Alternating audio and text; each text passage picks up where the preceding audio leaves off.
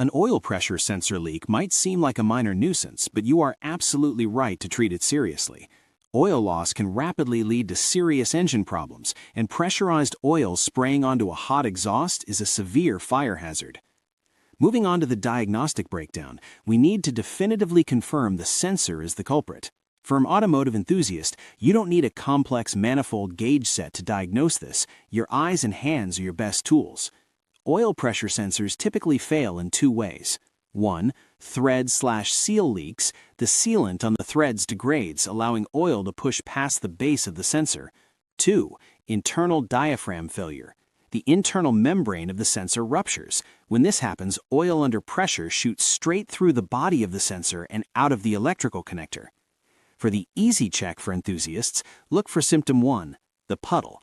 You notice fresh oil drops under the engine, particularly on the side where the oil filter is located. Next is symptom 2, the warning light. Your oil pressure gauge fluctuates erratically, or the oil light flickers on the dash despite the dipstick showing a full crankcase. Mechanics perform a confirmation test. They unplug the electrical connector from the sensor. If the inside of the connector is wet with oil, the internal diaphragm has definitively failed, indicating that the sensor is completely dead and must be replaced. If the connector is dry, they use a rag with brake parts cleaner to wipe the engine block around the sensor dry. The engine is started and watched for 60 seconds. If oil is seen weeping from the threads where the sensor meets the block, it's a thread leak. To truly understand why your oil pressure sensor is leaking, we have to look at the severe environment it lives in. These sensors are subjected to constant thermal cycling, extreme pressure pulsations, and heavy engine vibrations, which cause them to fail in 3 distinct ways. The first and most common cause is an internal diaphragm failure. Inside the sensor housing, there is a thin membrane, often made of specialized polymers or thin metal, that flexes against a piezoelectric crystal or variable resistor to measure the pressure.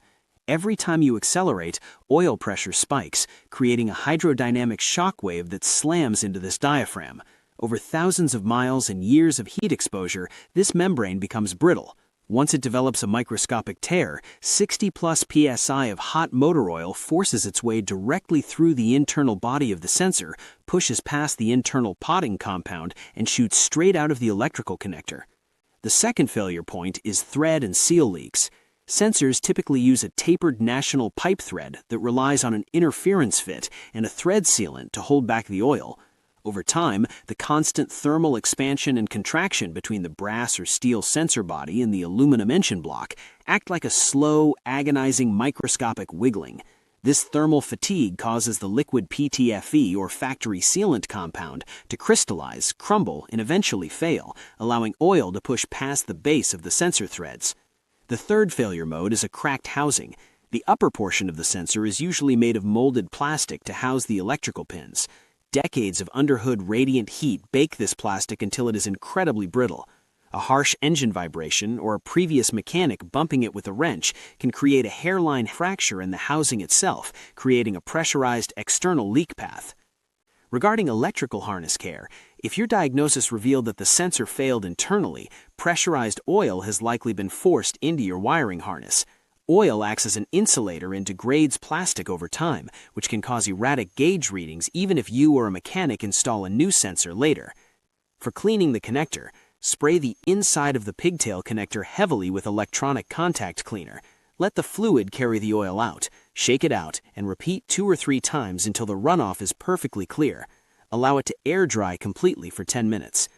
For when to replace, inspect the rubber weather seal inside the connector. If engine oil has caused the rubber seal to swell, or if the plastic locking tab is brittle and snaps off, the connector will no longer lock tightly.